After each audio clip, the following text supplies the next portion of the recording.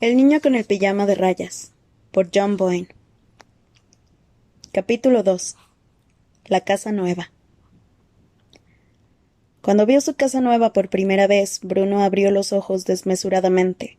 Sus labios formaron una O, y los brazos se le extendieron hacia los lados. Era todo lo contrario de su antigua casa, y no podía creer que de verdad fueran a vivir allí. La casa de Berlín estaba en una calle tranquila, donde había otras también muy grandes, y le gustaba contemplarlas porque eran casi iguales a la suya, aunque no idénticas, y en ellas vivían otros niños con los que Bruno jugaba, si eran amigos, o a los que no se acercaba, si eran rivales. La nueva, en cambio, estaba aislada, en un sitio vacío y desolado, y no había ninguna otra casa cerca, lo que significaba que no había otras familias en el vecindario, ni otros niños con los que jugar, ni amigos, ni rivales. La casa de Berlín era enorme, y pese a que Bruno había vivido 9 años en ella, todavía encontraba rincones y recovecos que no había explorado a fondo. Incluso habría habitaciones enteras, como el despacho de padre, donde estaba prohibido entrar bajo ningún concepto y sin excepciones, en las que apenas había curoseado. Sin embargo, la casa nueva solo tenía dos plantas. Un piso superior donde estaban los 3 dormitorios y el único cuarto de baño y una planta baja donde se encontraban la cocina, el comedor y el nuevo despacho de padre, sujeto presumiblemente a las mismas restricciones que el antiguo. También había un sótano donde dormía el servicio. Alrededor de la de Berlín había otras calles con grandes casas, y cuando caminabas hacia el centro de la ciudad, siempre encontrabas personas que paseaban y se paraban para charlar un momento, y personas que pasaban con prisa y decían que no tenían tiempo de pararse. Aquel día no, porque aquel día tenían un montón de cosas que hacer. Había tiendas con llamativos escaparates y puestos de fruta y verduras con enormes bandejas de coles, zanahorias, coliflores y mazorcas de maíz. En algunos apenas cabían los puerros, champiñones, nabos y coles de Bruselas. Había otros con lechugas, judías verdes, calabacines y chiribías. A veces Bruno se plantaba delante de aquellos puestos, cerraba los ojos y aspiraba sus aromas. La dulce mezcla de efluvios de toda aquella materia viva le producía un ligero mareo.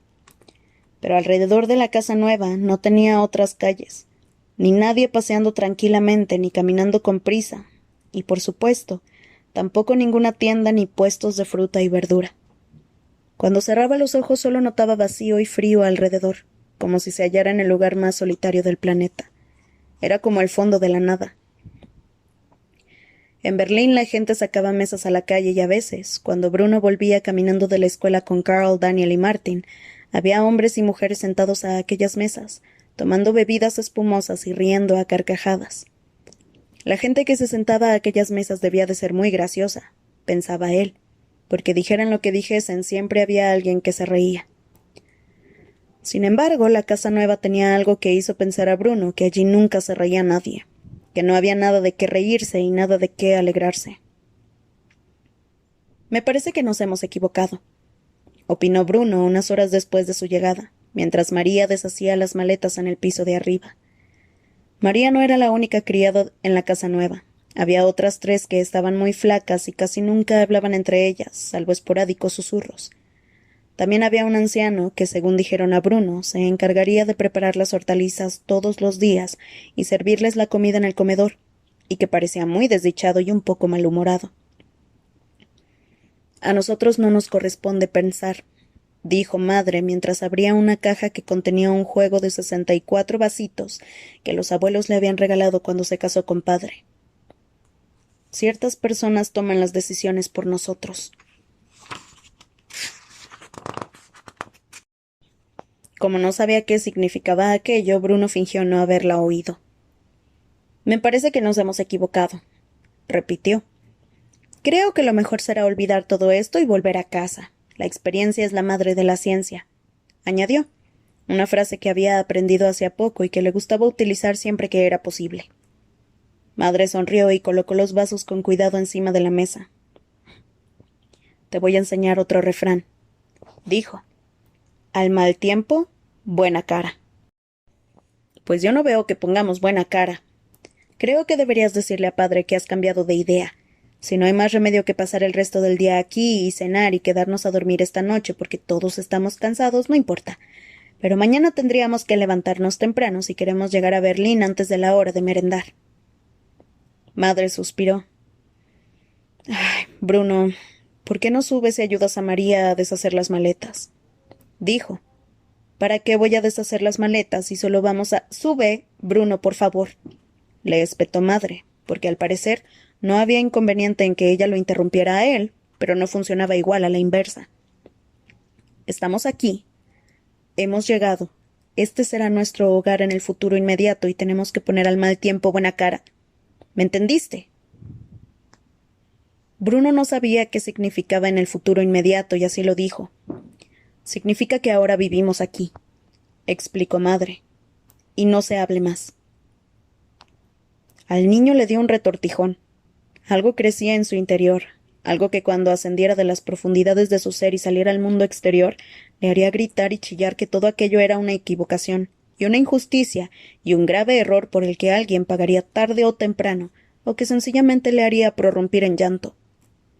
No entendía cómo habían podido llegar a aquella situación.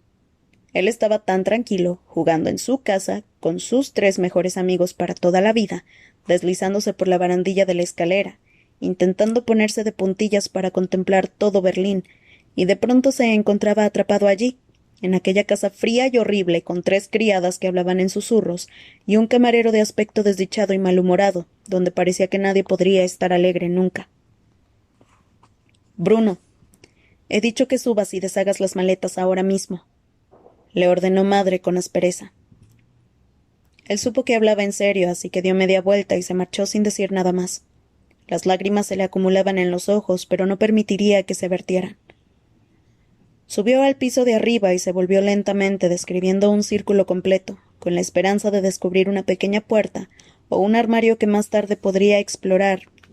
Pero no había nada. En aquella planta solo había 4 puertas, 2 a cada lado del pasillo enfrentadas. Una daba a su dormitorio, otra al dormitorio de Gretel, otra al dormitorio de madre y padre y otra al cuarto de baño. Este no es mi hogar y nunca lo será, masculló al entrar en su habitación y encontrar toda su ropa esparcida por la cama y las cajas de juguetes y libros todavía por vaciar. Era evidente que María no tenía claras sus prioridades. Mi madre me ha dicho que venga a ayudarte, dijo con voz queda. María asintió y señaló una gran bolsa que contenía todos sus calcetines, camisetas y calzoncillos. Si quieres separa todo eso y ve poniéndolo en esa cómoda de ahí. Señaló un feo mueble al fondo de la habitación junto a un espejo cubierto de polvo. Bruno suspiró y abrió la bolsa repleta de ropa interior. Le habría encantado meterse dentro y confiar en que cuando saliera habría despertado y se encontraría de nuevo en su casa. ¿Tú qué piensas de todo esto, María? Preguntó tras un largo silencio. Siempre había sentido simpatía por María, a quien consideraba una más de la familia, pese a que padre dijera que solo era una criada y con un sueldo excesivo, por cierto. ¿De qué? De esto, dijo él como si fuera lo más obvio del mundo. De que hayamos venido a un sitio como este. ¿No crees que hemos cometido un grave error? Yo no soy nadie para opinar sobre eso, señorito Bruno, repuso María. Tu madre ya te ha explicado que el trabajo de tu padre... ¡Ah! Estoy harto de oír hablar del trabajo de padre. Es lo único de lo que se habla, la verdad. El trabajo de padre no sé qué, y el trabajo de padre no sé cuánto. Mira, si ese trabajo significa que tenemos que irnos de casa y que tengo que dejar la barandilla de la escalera y a mis 3 mejores amigos para toda la vida, creo que padre debería replantearse su trabajo. ¿No crees? Entonces se oyó un chirrido proveniente del pasillo. Bruno se asomó y vio cómo se abría un poco la puerta de la habitación de madre y padre. Se quedó paralizado. Madre seguía abajo, lo cual significaba que padre estaba allí y que quizá hubiera oído lo que Bruno acababa de decir. Se quedó mirando la puerta, casi sin atreverse a respirar, temiendo que padre saliera de repente para llevárselo abajo y leerle la cartilla. La puerta se abrió un poco más y Bruno dio un paso atrás al ver aparecer una figura. Pero no era padre. Era un hombre mucho más joven y más bajo que padre, aunque vestía el mismo tipo de uniforme, solo que sin tantos adornos. Estaba muy serio y llevaba la gorra firmemente calada. Bruno vio que tenía el cabello muy rubio alrededor de las sienes, de un rubio casi artificial. Llevaba una caja en las manos y se dirigía hacia la escalera, pero se paró un momento al ver a Bruno allí plantado, observándolo. Lo miró de arriba a abajo, como si fuera la primera vez que veía a un niño y no estuviera muy seguro de qué hacer con él. Comérselo, hacer caso omiso de él o pegarle una patada y echarlo escaleras abajo. Al final lo saludó con un rápido gesto y siguió su camino. ¿Quién era ese?, preguntó Bruno. Parecía un joven tan serio y tan agobiado que debía de tratarse de alguien muy importante.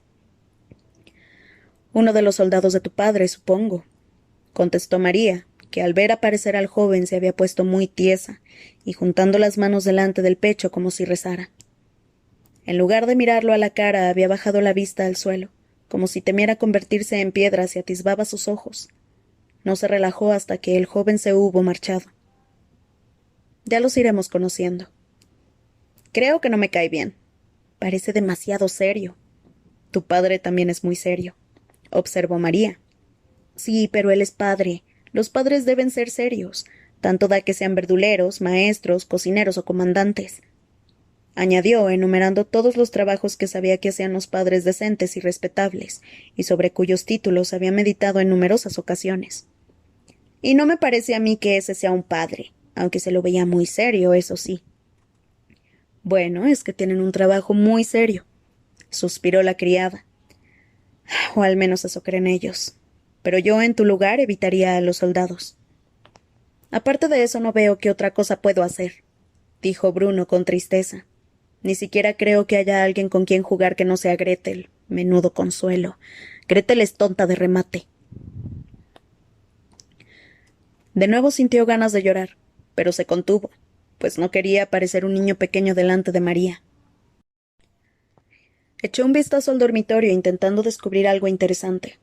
No había nada, o al menos eso parecía. Pero entonces le llamó la atención una cosa. En el lado opuesto al de la puerta había una ventana que arrancaba del techo y se prolongaba a lo largo de la pared, parecida a la de la buhardilla de la casa de Berlín, solo que no estaba tan alta. Bruno la miró y pensó que quizás podría ver por ella sin necesidad de ponerse de puntillas. Se acercó poco a poco con la esperanza de divisar Berlín y su casa y las calles aledañas y las mesas donde los vecinos se sentaban a tomar sus bebidas espumosas y contarse historias graciosísimas. Avanzó despacio porque no quería llevarse un chasco, pero como aquel era el dormitorio de un niño, no tuvo que caminar demasiado para llegar a la ventana. Pegó la cara al cristal y vio lo que había fuera, y esta vez, si bien sus ojos se abrieron desmesuradamente y sus labios formaron una O, sus manos permanecieron pegadas a los costados, porque algo le hizo sentir un frío y un temor muy intensos.